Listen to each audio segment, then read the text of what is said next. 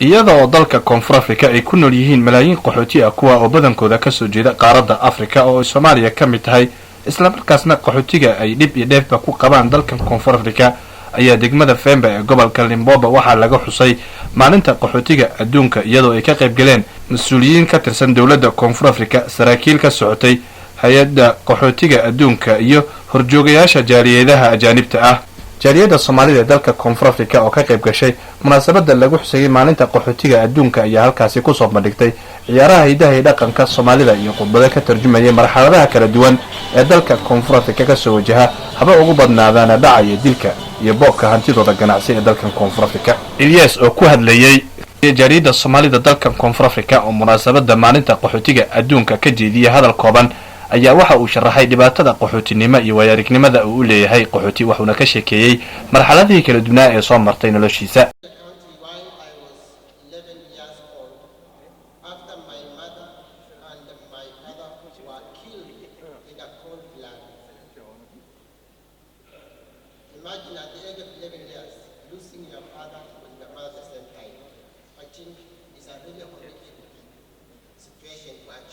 A child without a mother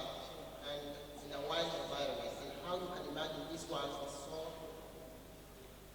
so wild. agaasimaha UNHCR ee gobolka Limpopo oo ka hadlay madasha ayaa sheegay in dalkan Koonfur Afrika ay qaabileen qaxooti aad u fara badan oo ay ku amaanan yihiin walow ay jiraan tacadiye ka dhanka aadanaha oo loo geysto oo ayna mudneen in dhibaatadaasi ay kala kulmaan dalka Koonfur Afrika maadaama qaxooti ahaan loo qaabilay. Thank you for joining us today at this commemoration of World Refugee Day. The day we remember and pay tribute to uprooted people by conflict and violence, not by their current situation.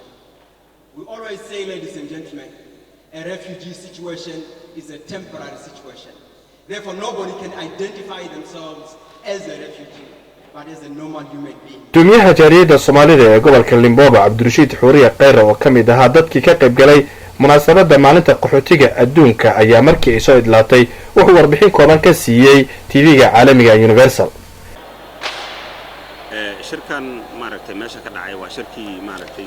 laanta qaxootiga adduunka iyo dawladda South Africa iska kaashanayeen oo loogu dabaaldegay maalinta qaxootiga adduunka World Refugee Day maaragtay 20 June taasoo maaragtay dawladda South Africa maaragtay qaybteedana ay ahayd dhibaatooyinka ka dhacay ee isirnacaybka ahaa sidii maaragtay ay uga xumeed ay ku soo gudbinaysay laanta qaxootiga adduunkana ay u sheegaysay dadka South Africa iyo dawladda inay maaragtay arrimahaasi arrimo laga fiican yahay ay tahay arrimo aad iyo aad looga qoomameeyna ay tahay taasoo annagana maaragtay aan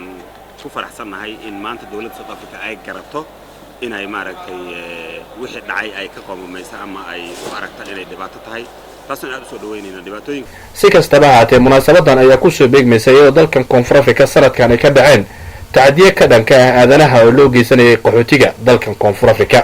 Idris Abdi Hassan TV-ga caalamiga Universal Johannesburg Koonfur Afrika.